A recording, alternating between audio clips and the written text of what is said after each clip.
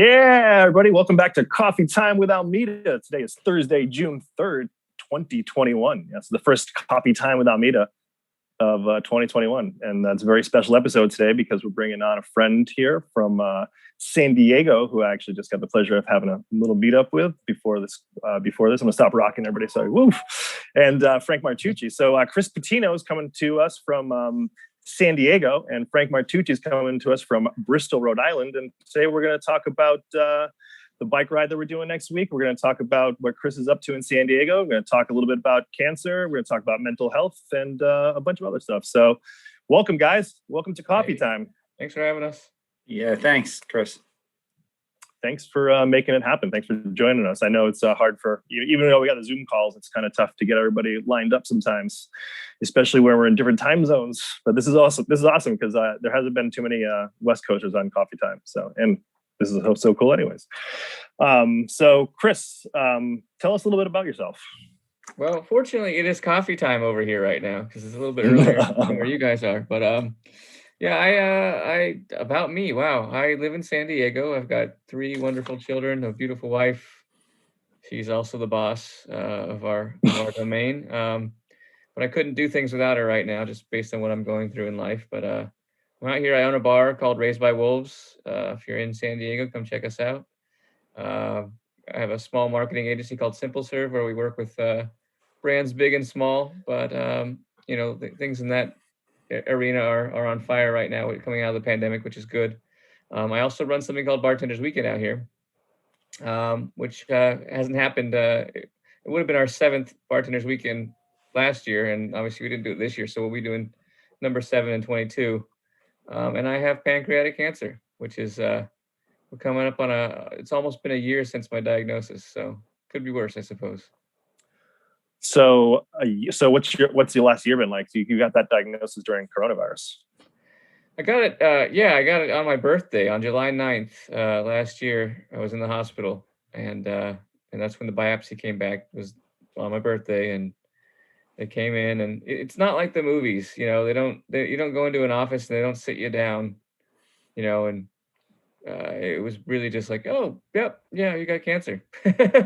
Oh man. In fact, they didn't even, it's weird because they didn't even say it in a way, because they don't like to use the word cancer. So they didn't even say it in a way where when the doctors left the room, I didn't know exactly what just happened. You know what I mean? And there's probably a lot of emotion involved in too. I didn't know I had cancer. It was like, it kind of took a few minutes for that to settle in. They just refer to it, of course, as a tumor. They don't, and the type of tumor, which if you're not, had cancer or have a loved one that has had cancer, you wouldn't know what they said. They use a lot of big words, and then they leave, and you're on your own. And it's crazy too because nothing really happens fast either.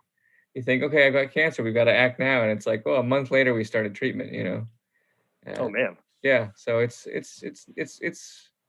a long, strange process, and obviously you talk about mental health, and it messes with you for sure.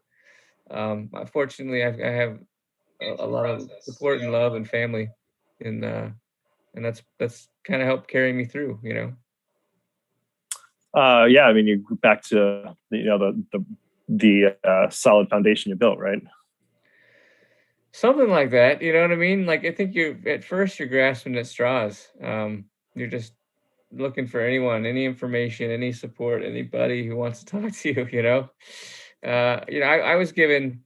This is the thing. I'm not speaking like I'm out of the woods on any means. I'm still knee deep in this fight. I was given 6 months to live, on July 9th, and the fact that we're now, I think what is it now, 9 months in.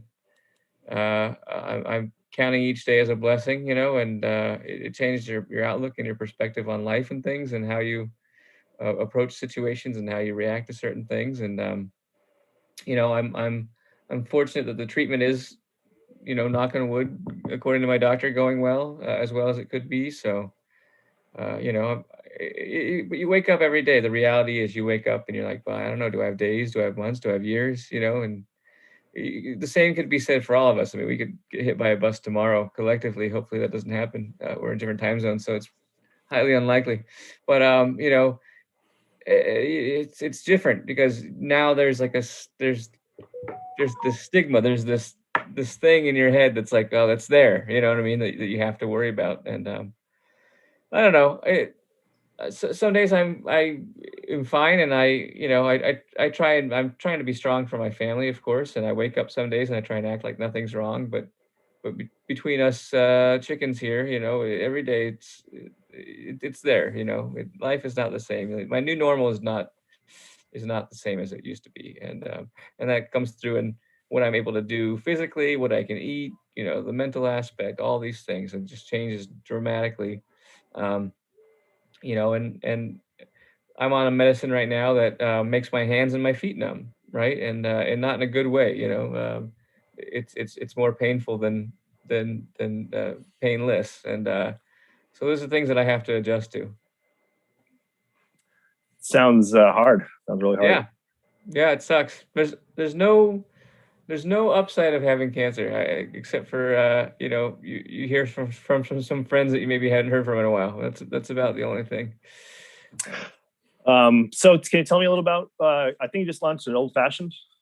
Oh yeah, so a good friend of mine, Aaron Pulsky, who's just the quintessential barman that's worked a lot of he's been all over New York, worked in bars, craft cocktail bars in New York and LA as well, where he lives now in Hollywood. He is Mr. Hollywood. He's definitely that. He is that rock star persona. But he started a company called Livewire, and it's livewiredrinks.com. You can go on there. My drink's on there. But the whole premise of this company is he set up his company as if it was a record label, right? And then he makes ready to drink cocktails, and he partners with bartenders across the U.S. to make these drinks as if it was their album offering, right? So um, when he approached me, he's like, "Hey, I want you to do a drink. You're going to be our first stirred cocktail. Right now, they have 3 or 4 canned cocktails, and I'm the first stirred, like, bottled cocktail." He's like, and so here's kind of what I have to work with. So he gave me options for like base spirits and things like that.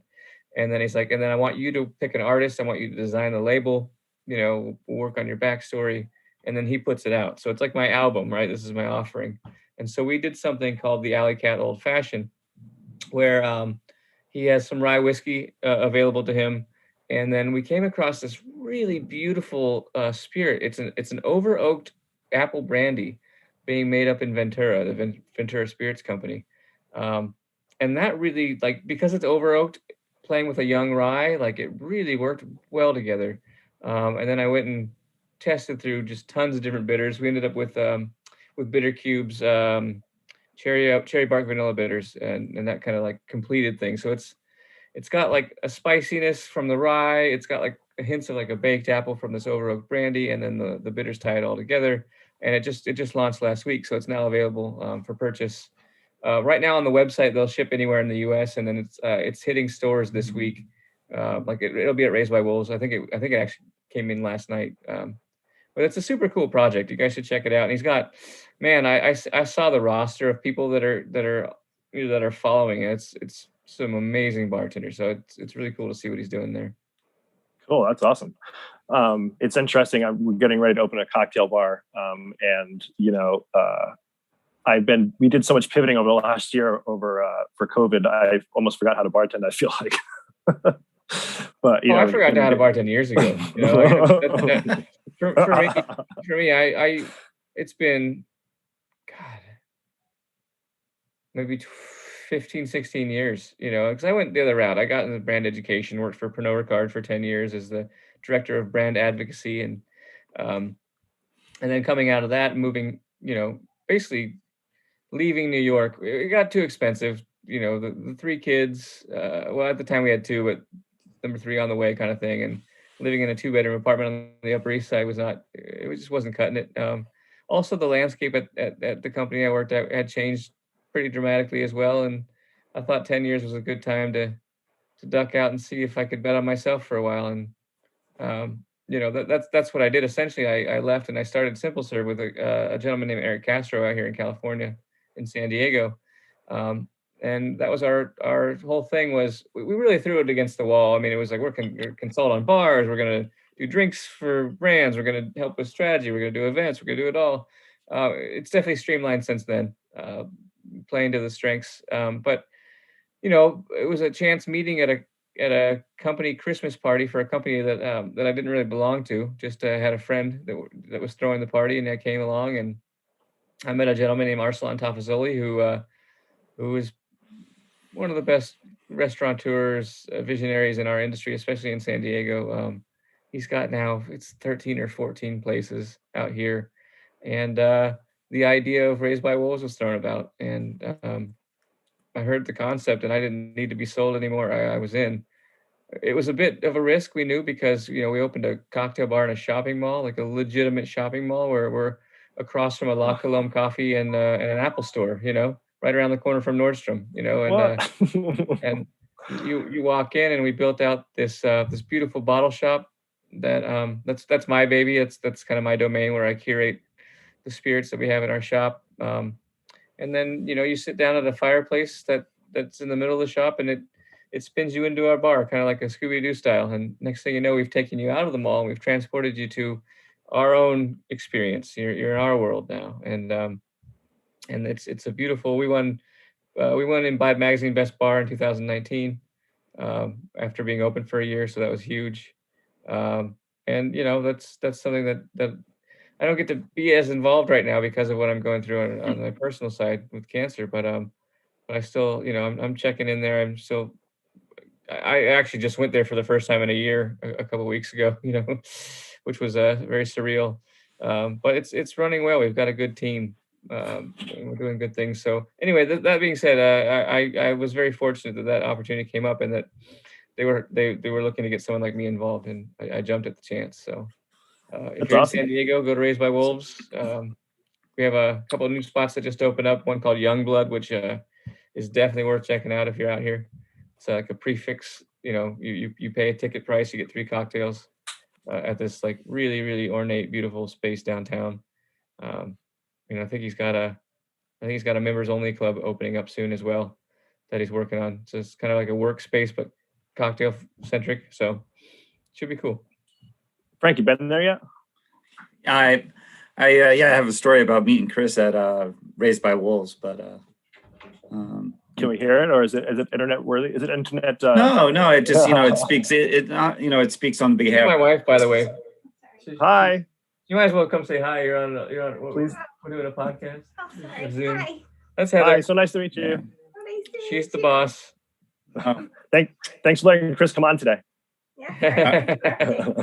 I was out in San Diego for the Vibe conference, and I wanted to stop by to see Chris's restaurant bar because I heard so much about it. And so anyway, I had a car, and I went out there. It was probably like 9:30 at night, and it was my birthday too. So I was out there for the conference, and anyway, I'm walking through this mall, and all of a sudden I get to the spot where Chris's place is, and Chris is walking out at the same time. It's almost like fate. And Chris goes, "What are you doing here, Frank?" I'm here for the Vibe conference, and of course I want to see your place. I said, "What are you doing?" He goes, "I'm about to go home to see the family." I said, "Great, have a good night." And his remark is, "No way, man. He goes, come in, I want to show you my spot." And he stayed about an hour and a half, 2 hours, showed me the spot. We had a couple of cocktails. Didn't even know it was my birthday. And afterwards, the next day, he goes, "Man, why didn't you tell me it was your birthday?" I said, "I just wanted to catch up with you." And the hospitality that Chris shows over and over again, and that moment alone just speaks volume of what I think about, and not me, but our bar community and industry thinks about Chris. And yeah, I'm better on that side of the bar, anyways, Frank. Yeah, nowadays, look, yeah, it's a young man's game in a lot of ways. What's happening now, and like the high volume nature of what craft cocktails have become. I look at like the staff that we have, and like I don't think I could keep up. I would be in the way, So you might catch me there on a Monday night popping in and making drinks for certain people here and there, but I let them do their thing. My whole plan was to end up working at like an Elks Lodge or a VA bar, where you just have to make a few old fashions and some martinis, and more about the relationship and telling jokes with the regulars. That's what I like. So now as an owner, it's allowed me to do what I think I excel at, which is hospitality, right? It's making people feel comfortable and feel important and have a good experience at the place, whether I'm making the drinks for them or not. And that's what it's come to. Yeah. And I also think plays on that whole platform of health and wellness in our industry, right? And how we can continue to have that bartender who wants to stay in the industry long enough and retire that way, be healthy and mentally and physically healthy to be behind the bar, right? And that's a huge platform for us nowadays. I think like people just don't think of it that way, like this industry is so vast. You can really make it what you want. You know what I mean? Like if you're feeling like you can't do this anymore, which I hear a lot of people coming out of COVID, and I get it, man. I see what's happening there. I see it's like as a society, a lot of us have forgotten how to act around other people, and we become such soulists by nature that it's going to take some time to get that back but there are opportunities. Like if you're not happy at your current environment or the current role that you have, like there's lots of opportunity out there. Find the one that does suit you, or that next step, that evolution. If you do end up at an Elks Lodge working with me, down the road, then that's what it's all about. It's one of my uncles. He's a great uncle, actually. He's one of my grandfather's brothers. That he was bartending into his late 70s, and he loved it. But he was stylistically, you change your environment. You find the place that works for you, And I think making high volume craft cocktails on a Friday or Saturday night is maybe not ideal for someone who's a veteran in the industry, 15, 20 years. Find your spot. Find your sweet spot. Play to your strengths. I'm about to do that. Oh my God. Yeah. I don't know. I'm about to go working, so I got to pick up my paper here. About Thursday, Friday, Saturday night. I mean, we're going to be probably closed a relatively decent time considering, like, compared to the city. But I'm like, it's going to be a challenge. I feel like, and I recently completely stopped drinking. Just for health reasons, and it's definitely a different take on being the bartender who's not drinking. Yeah, I feel you there. I stopped drinking when I got diagnosed, but it's gonna be fine. Actually, you'll probably feel better, and that's okay. I think what you're doing is admirable. You have to try. I also like what you said too. Is like hour wise. I mean, do you have to be a bar that's open to 2 a.m.? No, you absolutely don't. You know what I mean? It depends on what you're trying to do. I think there's just we have this model and everyone tries to fit into that same model. It's like, all right, let's squeeze every penny out of this place because we can be open till 2. But no one actually sits down and I don't think people do this enough where they sit down and they look at the actual costs of staying open later, and if you're not in a city that's populous, like in New York or, San Francisco or whatever like that. I mean, and you're trying to put out a product that's above, high caliber. I don't think it's necessary. Let's say you close at midnight. Would people still come? Would you still get the same experience? Probably a better experience, and then maybe you look at your costs of keeping the place open for 2 hours. Are you getting enough volume in those last 2 hours? It depends. Or maybe you just do it certain nights of the week. But I think now that we've gone through all this, people are starting to look at their business models differently. And it's something that wouldn't have happened before because it's like, if it ain't broke, don't fix it, right? But now, even at Raised by Wolves, we were trying to max the place out, and it was doing fine. Well, I think what we discovered was, though, that people were coming, and on a Friday, Saturday night, it just wasn't the same experience. It was too crowded. We were letting people, it's like standing room, and you're waiting at a craft cocktail bar, waiting 3 deep at a bar. This is not the experience that you're looking for, I don't think. So people would come just to say they came. And that was cool. And we got a lot of publicity and social media sharing out of it and stuff like that. But I don't think we were getting the return, or not enough. We became that place where people had friends from out of town coming in and they wanted to show them Raised by Wolves, right? But we weren't getting that regular crowd. And we were trying to think, well, is it because we're in a mall? Or is it because what are the reasons here? And I truly think it's because we're trying to maximize profit at sacrificing service. And we're a company and a bar that's built on service. So now, coming out of COVID, what we've learned is we're doing the same business with less people, and we're going to keep it that way now, right? Because you find that people are comfortable in this environment, and now they want to stay a little bit longer. They'll have that extra drink versus let's just have one and get out of here so we can say we were here because it's way too crowded. And so I think that's a key learning, that we were able to identify. And I'm stoked because that's kind of what I always wanted for the place anyways. But again, we didn't know if we could make the revenue out of that, you know. I love it. I love it. It's hard to change, man. But if you're opening a bar, that's the advice that I'll give you is like your idea and your vision are going to change several times in the first 2 years, right? It takes that long. I think it takes 2 years for a bar to find its fitting. And so be okay to change and be okay to adapt. And don't like push too hard against it if it's not your vision. Because what you realize is your vision might not be what fits in that area, in that community, or what you thought, or your customers. And your customers are going to help you dictate what the vision is and becomes. And you'll be much better if you listen to them. I bet. Yeah, we're fortunate. We have a lot of really awesome regulars, and I know they're going to help us make the place great. So, good. Hey, Frank, want to talk about the bike ride a little bit? Sure. We're going to talk about just kidding. No, it's our fourth annual hospitality bike ride. Really excited to be bringing it back this year. Started 4 years ago with a good friend of ours, Tony Abagaman's Helen Day Relief Fund in Rhode Island, and had about 60 bike riders the first year. Tony came out to support the ride. We raised some really good money. Along, Campari has sponsored us, and I can't say enough about Campari itself and how much they were able to help support a little state of Rhode Island in a bike ride. So I think he gave us the opportunity. I know, Chris, you're on the first one too, to kind of get a feel of what it's about and promote health and wellness of our industry. So it's big, and it's such a great community event where we're able just to get outside of the bar, and socialize and just kind of network as well. So able to get some really great riders from Boston and Connecticut to come enjoy the ride the last couple of years too, right, which has been helpful. So the first 2 years we did it for the Helen Day Relief Fund. Last year, really wanted to bring it back, especially COVID and the level of mental health was really challenging for people to stay in the four walls. So was able to bring it back to Bristol, Rhode Island, and instead of just doing it for one cause, we just decided, Chris, you're a major part of that as well, is let's just do it for different causes, whatever we feel, the bartender wants to raise money for. They can raise money for themselves or for a charitable event. And, fortunately, we raised money for 12 different charities around the country. And then this year,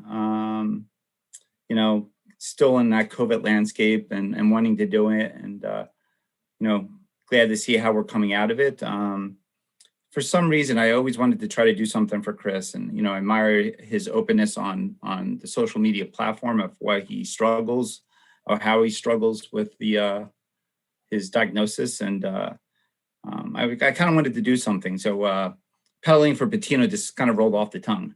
And so before we talked to Chris about doing the fundraiser for him, I kind of reached out to Dimitri in Connecticut, Jonathan Pogash in the Cape, yourself, Chris, and a couple other, industry people, and Joaquim and the Meza brothers from Dolores, who have been instrumental in the bike ride. I said, hey, I'm thinking about doing a ride called Pedaling for Patino for Chris. Would you want to do it? And everyone, said without a doubt, let's do it. I remember Joaquim saying, let's ride, in quotation marks. So kind of booked the day. I kind of followed up with Chris on it. And Chris says, he was humbled to do it. And, what do we need from him? So that's how it kind of started on that side of it. Chris, just to go back, I met Chris 11 years ago when the USBG chapter was just forming, and we decided somehow crazy enough to do our first ever United States bartending regional meeting. So Pernod Ricard and Chris was generous enough to supply us with a double-decker bus that we toured around Newport and Providence, which was legendary, and they really had to Chris. And also Per from Absolute, who came in, and we did a cool little thing with Absolute. But ever since that with Chris, I've always been able to have really good experiences with him. Or anytime I ever needed I don't want to say a favor, but either a video shoot or some educational platform piece, he was always there for us. So with that said, I think I met so many people because of you, Chris, that I did a long video. It probably took 20 minutes because I probably teared up a couple times. but because of the experience with you, Chris, and all I have to say is, you showed many people through your charitable efforts and networking and education. You made a lot of us friends. So I put a challenge out there, and it was great to see people just say, "Hey, I want to ride on your behalf, Chris," or pancreatic cancer, or just health and wellness. And so this year it's crazy. We have people in New York City, Stacy, and a couple other people in New York that went, are going to ride on Monday. Rob Husted, a great friend from Florida, is going to ride in Palm Beach with some people. Julio Cabrera said, "Heck yeah, let's ride in Miami." So I know he wants to do it too. Just as of a couple of days ago, Jeremiah, who you met in Vibe right before the whole pandemic happened, and conversation kind of stirred him to want to do a bike ride in Indianapolis.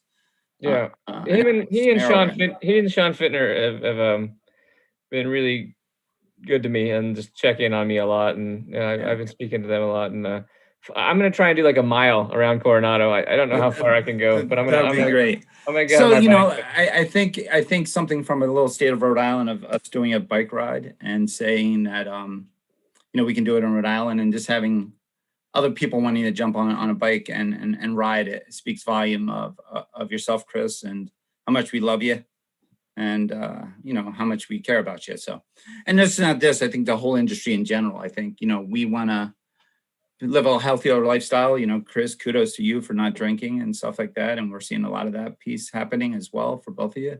But I think how we can have that longevity of bartending in our community is really important nowadays. And oh, by the way, who's the Campari's sponsor? Who's the other sponsor, Frank? I haven't gotten to that piece. So anyway, when talking with Chris, I asked, can we use another brand, and he is, I'd love to use Terramana, and so I reached out to the national people at Terramana, and resoundingly, Terramana said, yes, let's do it. And Campari had no problem with it as well. It's a charitable event, so we'll be doing the Jabroni cocktail at the post party at Bywater with Hunky Dory as a co-piece of collaboration restaurant.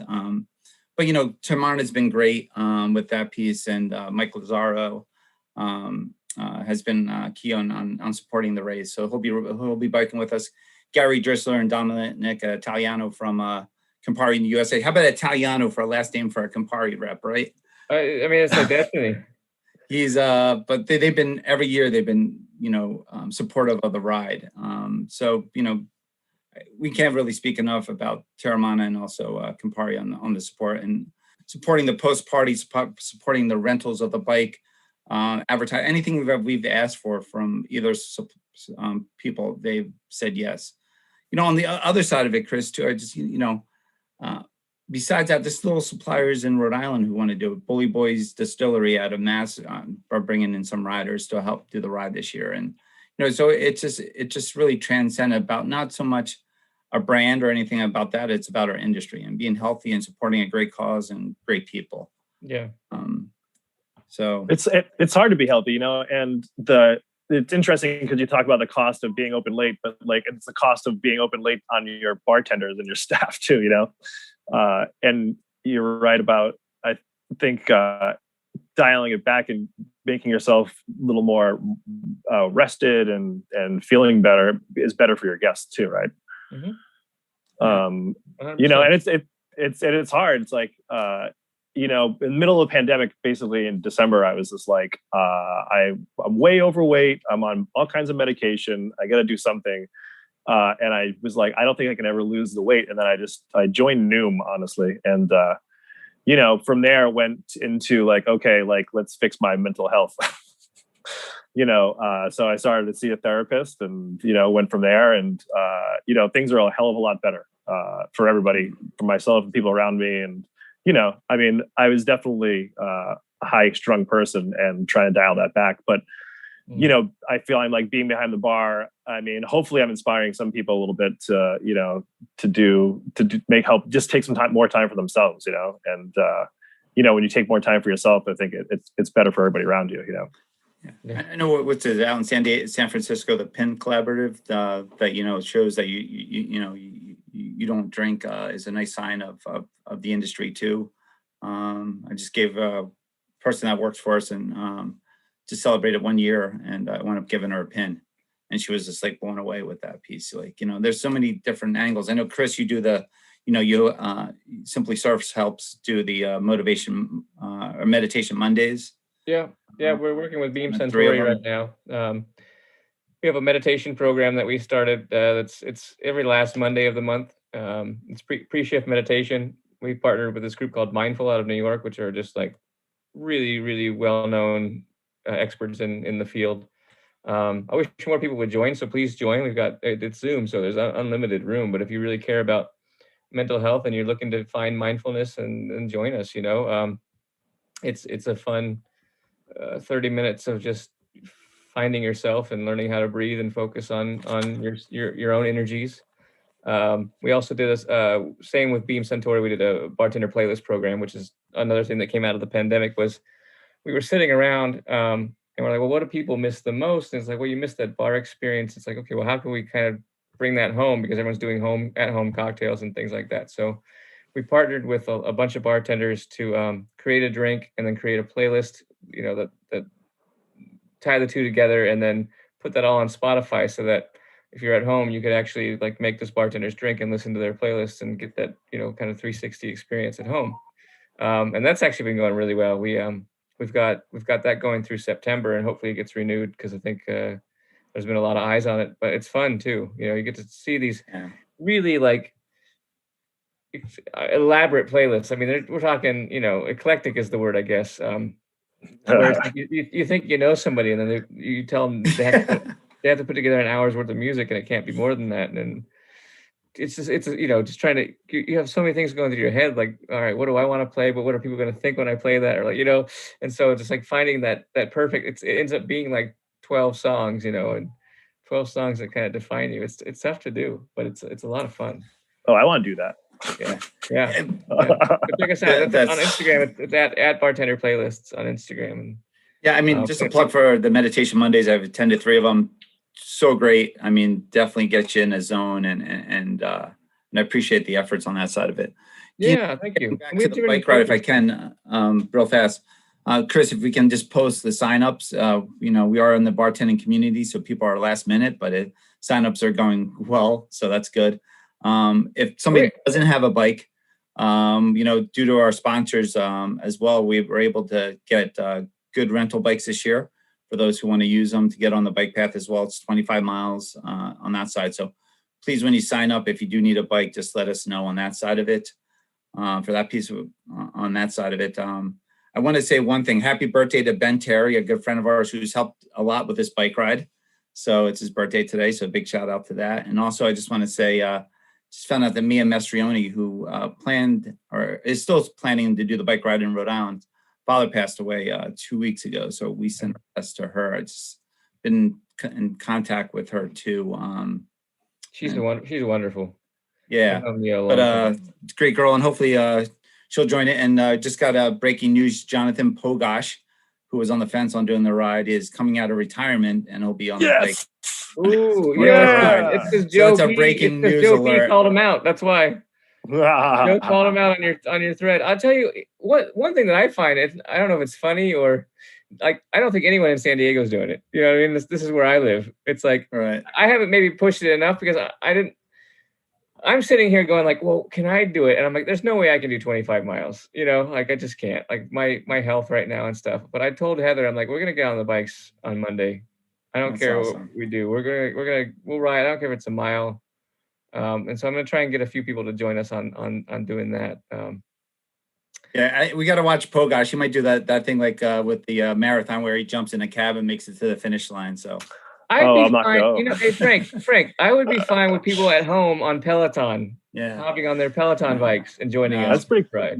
A good friend of ours, Rob Hurst from Pittsburgh. He's going to do the same thing you just mentioned. He wants to do the ride, but I think he's going to do it standing alone in his bike or something. But I'll tell you, there's people that want to do it. It's a great first start for a first year for this kind of a different piece, and hopefully we'll continue to do it. I think it's got some traction. We couldn't have done it without Campari or Terramana. Chris, both of you know, doing an event is not cheap. and there's a lot of hidden costs. And and it just so happens the jabroni brings those magical worlds together, you know. Yeah, you know what? Honestly, so we're featuring the jabroni in a couple of our Italian concepts, and it's delicious, and I think it's gonna be my summer drink. Yes, like loving it. It's the back notes of the banana comes through with the Chris, just so you know, a jabroni is basically it's a tequila Negroni with Terramana, Campari, sweet vermouth, and a little bit of banana liqueur. And the banana liqueur really helps to give it like some tropical notes, but also it binds the flavors together really, really well. Yeah, because it kind of works with that bitterness. That also ties into there's some tropical notes in Terramana as well, just because it's Highlands agave, right? And so it just I don't know. I've been in this. It's a bad position to be, by the way. Where lately I've been coming up with drink names and then trying to make the drink work. You know what I mean? Versus like, I love that. Good. Well, I think it's harder that way. You know, I think it's harder is you come up with a good drink and then you can base the name around the drink versus all right, I got to, you know, and like one of the first challenges I got because I'm a partner in Terramana with The Rock. They call me Arkansas. You know, we don't. Little Rock. You know. We were coming up with drink strategy, and obviously we wanted it to reflect Mexico because, of course, that's where tequila's from, and that's where our home is. But we also wanted to tie into his lifestyle and his roots of being Polynesian, and so that's why if you look at a lot of our drinks, there's like a tropical element of them. So we like, for example, I knew right away that like I'm coming up with a margarita, and our lead drink is going to be this margarita, and we're going to call it the People's Margarita because he's the people's champ, right? And he drops the people's elbow and all that stuff. And like, we're the tequila of the people, all this stuff. So I'm like, it has to be the people's margarita. But then as like work backwards, it's like, what does that mean? You know, and we went through so many iterations of it just to try and find something that we liked. And finally we came back to probably the simplest idea, which was just to incorporate some pineapple juice and a little bit of Hawaiian sea salt. And that would kind of make the drink. And so it's a pineapple margarita with Hawaiian sea salt, but it's delicious. And it's something that needs to be revisited. So drink those too. Ooh, I'm gonna try that. Which banana liqueur are you using? We did it with Giffard, but if you use Tempest Fusion as well, also good. They're both really good. Yeah, I have both those. Yeah, we use Giffard in our cocktail program. So it's really interesting to see to compare all the banana liqueurs across the board and then put them in drinks. Though I mean, that's for if you want to get nerdy about it, but. Yeah. You know, it's kind of fun to mess around with. Well, I'll be completely honest. We did it with Tempest first, but then you know you're looking at costs and things like that. Then we went to Giffard because it's a little bit less expensive and the quality was still there. So sure, it ended up being all right. But it can be made lots of different ways. I envision somebody now because pandan is such a popular ingredient. Someone's gonna throw that in there next. You know. I would love to start a drink and like come up with like the bones of a recipe and then like send it off, you know, almost like Travelhood of the Sister Pants or whatever that movie is. Yeah, Sisterhood of the Traveling Pants. No, but just like a recipe that like would evolve across the U.S. because in every city and every state we have different tastes and profiles and flavors that we like to work with, and there's trends that are set. And so to take that one drink and see it 50 different ways would be so cool. Put your states. I think we just came up with like telephone handed over. Just come up with your state's representation of this drink. What would you do differently? What you can change, you know, one thing or whatever, or it has to maintain the same roots, same bones, but you can add on, you can change out. I don't know, but I think there's something there. It'd be really cool to see. Yeah, sounds awesome. Write a book. Well, fellas, I want to thank you so much for coming to Coffee Time today. Hopefully, we're going to push this around the internet, get some people to check it out. You know, it'll be living on the internet for indefinitely. But and we're really looking forward to the ride on Monday. If you guys get a chance to donate to the ride, that'd be cool. I really want to thank Michael Doobie for producing the show today. Mike actually was the inspiration behind Coffee Time, and when Frank asked if we can do a coffee time, and I was like, hell yeah, but I can't produce it because I'm going to have a heart attack. I called Mike Doobie up, and he's like, yeah, come on over. So Thanks, Mike. If I could just say, also PanCam is another place that you can donate to as well, and they're super excited. It seems through social media platforms to be tied up with the event. So yeah, actually, that's something I forgot to mention, and maybe we'll close it out with this. Is that and Frank's modeling one of my shirts. That's a bar. And not broken. Bent but not broken. Nice. Meg Morehouse is a fantastic designer. She did that for us.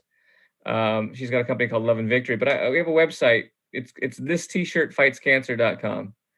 And if you go onto thistshirtfightscancer.com, you'll see several different iterations of shirts that are done by bartenders in the industry that are also artists.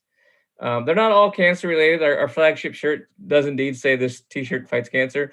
Why wouldn't it? But we're kind of going in the direction now where the design itself doesn't have to be or reflect cancer, but all the money and all the proceeds that come in, I basically split them with PanCan. So you buy a shirt and half the money goes to the Pancreatic Action Network, which I'm vested in, obviously now connected for life. But it's been a fun undertaking. The last shirt that we did was actually my brother-in-law. It's called The Party Animal. It's a little cat wearing a birthday hat. It's actually his cat that he snapped the photo, but I like the photo so much I made it into a t-shirt. Jill DeGroff did one for us. It's on the website. You'll see it. So there'll be another one coming out very soon. But this t-shirtfightscancer.com. All the shirts go to a good cause. There's actually a Peddling for Patino shirt up on the website right now that Tina Ross did out here in LA. So check it out. Awesome. Yeah. All right, fellas. Thank you so much. Frank, Chris, I'll see you on Monday. Chris, thank you for hosting it, and Chris, stay safe. See you Thanks, around. everyone. All right. Chris Stay safe Patino, out there on the road. pleasure to meet you. Thanks. All right. All right. Later, fellas. Yeah. Coffee time. All right. With Almeida. Every weekday at 9. It's going to be. We might do another one sometime soon. I don't know. But please do a little donating if you can, and take care of yourself. See you guys around soon. Later on. Coffee time with Almeida.